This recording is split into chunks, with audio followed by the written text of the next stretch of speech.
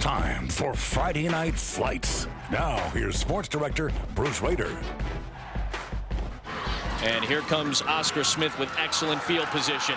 A separated receiver on the outside, and there is Bradshaw, the Virginia Tech verbal commit. Just like that. Fans around the nation discovered once again just how good high school football is in Hampton Roads. Lake Taylor High School in the dark gray, the defending state champions, taking on perennial powerhouse and former state champions Oscar Smith. What a great way to start Friday Night Flights. Hi, everybody. I'm Bruce Rader. Welcome to season premiere of Friday Night Flights. Let me take you to Norfolk, where one of the biggest high school games the city has ever hosted, maybe ever. First ever meeting between Oscar Smith and Lake Taylor. The game broadcast live on ESPNU. Lake Taylor features future Ohio State Buckeye Jalen Holmes here. Oscar Smith led by this guy, future UVA Cavalier, number 65. Big Andrew Brown, considered by many the best defensive lineman in the nation. And boy, did he come up big on the national stage tonight. He forced a fumble, recovered two more, and was just in a league of his own. Oscar Smith also has receiver Jalen Bradshaw. Now, he's going to Virginia Tech, Hokie fans, and he had 3 touchdowns and an interception tonight for the Tigers. Holmes from Lake Taylor, ejected for unsportsmanlike conduct. He may miss the next 2 games due to state rules. Oscar Smith makes a statement, and it's big. 42-2 win over Lake Taylor tonight with the nation watching. And you know who else was watching? This lady joining us tonight on the season premiere of Friday Night Flights, our own guest host, Nicole Ives. Oh, Bruce, it's awesome to be here. Great to be back on the show. Great to be back up in Chopper 10. And it was extra special at tonight's nationally televised game, as you said, at Lake Taylor. And you could tell from the air it was a big media presence. Look how bright it is on the field. The lights and the media trucks were amazing. And on the ground, the crowd was entertained by a special Norfolk Public Schools all-city marching band. Wow. The 200-plus group was handpicked by their respective band directors, and they proved they can come together to perform in harmony. We have all 5 high school bands combined to come out to support this awesome event. And as you know, our high school marching bands support football games throughout the season. And we thought it'd be a great idea to bring attention to the music department and the service that these marching bands provide. How's that for teamwork, That's good teamwork. And not bad for just 2 rehearsals. Can't get a better national attention at such a big game either. And boy, was it. Now, talk about a rival. First Colonial, hot off an opening season win over Kempsville, hosting their nearby rivals from Cox. That was Sam Scarborough, the head coach of First Colonial. This is Cox, their opening possession, the senior quarterback Tommy McKee under pressure, but gets it to Bradley Jones, who takes it from 26 out. But First Colonial would answer. Check out the nice run around the left end by Dornell Collins. Now, he had a good game, but this could be Cox's year. Once again, Cox goes to the ground. McKee, this time, the quarterback, decides to take it up the middle. 32 yards for the touchdown as Cox takes the win over First Colonial tonight, 34-13. Now, we're going to stay at the beaches. This was one of the best matchups of the week. Salem at Green Run, both with wins last week. That's Green Run coach Jeff McGowan. Second half action, Salem in white. Quarterback Gerald Lightbody fires it to the sidelines, but it's picked off by Green Run's Andrew Daniel, but the possession would not last long or end well for the Stallions, because just a couple of plays later, the quarterback Austin Lynch goes back to pass, looking downfield, and he's picked off. And Jaquan Davis, the junior, does the rest, going all the way back for the touchdown. Salem with 6 interceptions tonight. Tough defense as they come up with an impressive 44-6 win over Green Run. Now, also at the beach, Bayside tonight, hosting the Princess Anne Cavaliers, looking for their first win of the season, but it was all Bayside tonight as Jaquan Bagley shows off his speed. Look at that guy go. Untouched up the middle for the 32-yard touchdown. Bayside, which had a good showing last week against Lansdowne, also with some very tough defense tonight, and special teams. How about this? Blocking the punt from inside the Cavaliers' end zone. That set up another Marlin touchdown. Daquan Bagley is going to find the end zone. This was his 2nd touchdown of the night, and only the 2nd touchdown for Bayside as their defense comes up strong and their offense walks away with a 14-0 win. First game at the new Kellum High School, where the Knights fall to Tallwood 48-27. Lansdowne over Nicole's alma mater. The Kempsville High School Chiefs 9-6. That was a defensive battle. Lakeland and Great Bridge tonight. Both teams looking to make a statement. Lakeland's Miles Goodman will air it out, and Jawan Walker makes a really nice catch. Now, on the ground, Lakeland's Curtis Rouse comes up with a nice run. But you know what? Tonight, it would be a night of celebrating for Great Bridge. After going winless last season, the Great Bridge Wildcats would celebrate with a 29-12 win over Lakeland. So a big night, Nicole, for the Great Bridge fans. Boy, I tell you, Bruce, it sure was. And the school spirit in Wildcat country is about as good as it gets here in Hampton Roads. And clear skies gave us a view from Chopper 10 of the prominent green and gold below. And once we got on the ground, the cheerleaders helped me toss out those blue wavy footballs. And I even got some love from the Wildcat mascot, even though he did look a little scary at first. Oh, come on. I'll tell you what, though, Great Bridge's principal is full of pride. Couldn't have asked for a better opening. It's the best opening I've had in 25 years of education this year. This has been fantastic. Kids are just helping out. Teachers are doing whatever it takes to get the opening. And look at this. We've got so many people out here tonight. It's awesome.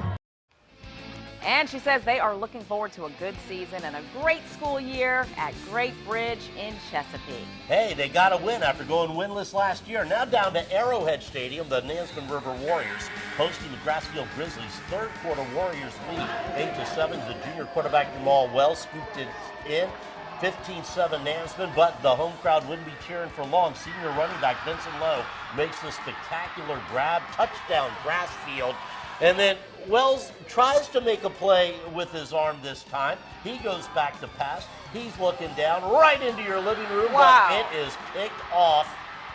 Lowe adds a rushing touchdown to his tally, and Grassfield adds one to the win column as they beat Nansemond River tonight, 36-15. Still to come, we're going to head to the peninsula for a battle of Bruins between Western Branch and Bethel. And Chopper 10 makes a stop in Suffolk, where the Kings Fork Bulldogs are trying to spread the word about their technology program. We're the Grafton Cheerleaders! Don't go away! Bruce and Nicole will be right back with more Friday Night Flights.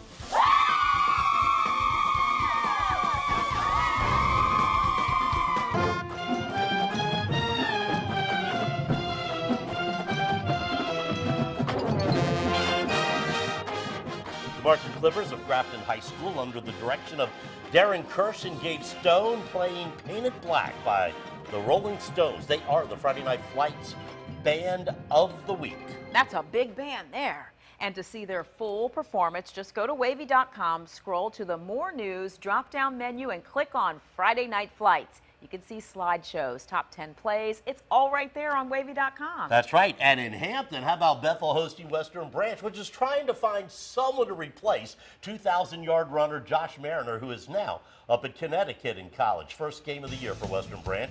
Bethel wearing their green jerseys tonight, and here's Brian Moore as he goes in from 5 yards out for the touchdown as Bethel cuts the lead to 14-13, but Western Branch coming back. Corey Gray taking it 15 yards all the way. Ooh, look at that hit. He breaks the tackle for the touchdown. Western Branch goes for the two-point conversion, and they make it. Western Branch leading 21-14, and that two-pointer proved pivotal as Western Branch's defense holds on for the 21-20 win over Bethel. Heritage taking on Denby at Todd Stadium tonight in Newport News. Last play of the first quarter, senior Malik DeLoach keeps this one for a 30-yard gain, and stretching, setting up this next play, a 10-yard run, coming up just short of the goal line of the senior running back, Deontay Patello. DeLoach then keeps it himself for the easy 1-yard score to put the Hurricanes up 6-0. 7:34 left in the half. Terrence Dingle keeps this one, runs 10 yards for the touchdown to tie the game, but Heritage would come up with the win, 33-20. Heritage with the victory over Denby. Granby head coach Kurt Brown tonight, the sharpest dressed coach at Hampton Roads tonight. His comments taking on Kickintan. Granby in blue, quarterback Justice Moore hits as he tries to throw it. That is Brian Lipscomb with the very heads-up recovery for Kickintan. And Victor Mitchell now with a nice run into the end zone. Well, the red zone, rather. Mitchell's run would set up the score courtesy of Thomas Kofi, who makes it into the end zone. William Smith calls his own number, takes it up the middle for the Granby score. So things are just going crazy here in the second half. Kickintan rallies for the 25-22 win. That was a crazy game at Powhatan Field. Kings Fork put a hurting on Deep Creek last week and started their home slate against Woodrow Wilson tonight. Now, I want you to watch the first play after the Bulldogs snatch a fumble. This is Deshaun Wethington snaking through the defense. Look at that run. Ends up play. All green ahead, Kings Fork on the board. How about some special teams play? Duke Santora breaks through, blocks the punt. Bulldogs back in business, and Wethington's going to have to go back to work. Doesn't take quite as much work this time, but he gets the job done. Kings Fork is now 2-0 after shutting out Wilson tonight. How about that for defense, Nicole? Awesome. Awesome. Kings Fork looking good. Fun to always go back to surprising. Suffolk, from Norfolk to Chesapeake to Suffolk, Chopper 10 was all over the place. And Suffolk was our first stop of the night, so it was still light outside when we arrived there at Kings Fork. The Bulldogs are starting the new year with some new technology. The school has its own app. Wow. It's good on Apple and Android devices, and the new principal proudly showed me how it works. We send out push notifications of what's going on. For example, the score of the game. Parents can go on there and look up various documents such as bus schedules, student handbooks. There's calendars for each of the different events. Just all kind of good stuff. Pictures, just a lot on there, and it's all for free. That was one of Dr. Bird's 6-year-old twins with them there. Well, there was more school spirit to go around tonight because the cheerleaders had some help, but they were actually helping out in the process. The Kings Fork Youth League cheerleaders joined the varsity team as part of a community service project. Aren't the little ones cute? Indeed they are. Last week we found out just how good Norfolk Academy quarterback Alan Parrott was after he threw for over 200 yards and 3 touchdowns against Norfolk Christian. Tonight against Greenbrier Christian, more of the same for Norfolk Academy. Dimitri Boyce in for the touchdown, and then Alan Parrott showing his stuff again. Watch him scramble. And then he is going to look for and find Hunter Winley in the end zone for the touchdown. After giving up only 1 touchdown last week, the Norfolk Academy defense does it again, holding Greenbrier Christian to 1 score, 47-7. That was the final. Norview pitches the 27-0 shutout over Gloucester. Churchland gets past York 31-20. And there's another shutout. Smithfield 35-0 over Southampton. Bruton over Amelia County 14-6. Grafton by 13 over Hopewell. Atlantic Shores with the big win over Massanutten, and we'll be right back.